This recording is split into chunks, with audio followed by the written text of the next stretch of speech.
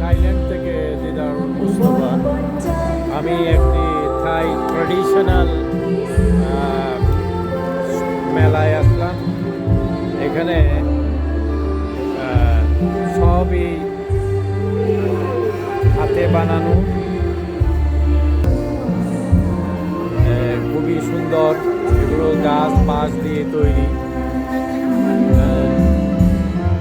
তারপর এখানে খাবার আইটেম থাইল্যান্ডের, এই যে আমাদের দেশের তালের পিঠার মতো, এগুলো সব ট্রেডিশনাল খাবার।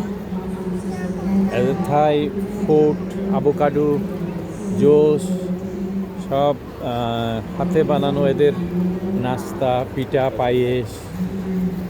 থাইল্যান্ডের এদের বড় কলা পাতা দিয়ে প্রচুর খাবার এরা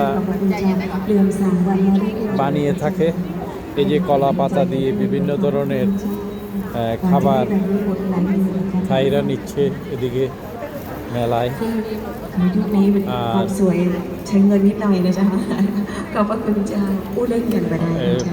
এটা এনজয় করার জন্য এখানে খাবারের যে সিস্টেমটা দেখেন, নিয়ে এখানে অনুষ্ঠান দেখবেন। অনুষ্ঠান দেখতে দেখতে খাবেন। টেবিলগুলো থাই ট্রেডিশনাল টেবিল। এখানে সবাই বসে বসে খাবার নিয়ে খাচ্ছে আর গান, নাচ উপভোগ করছে।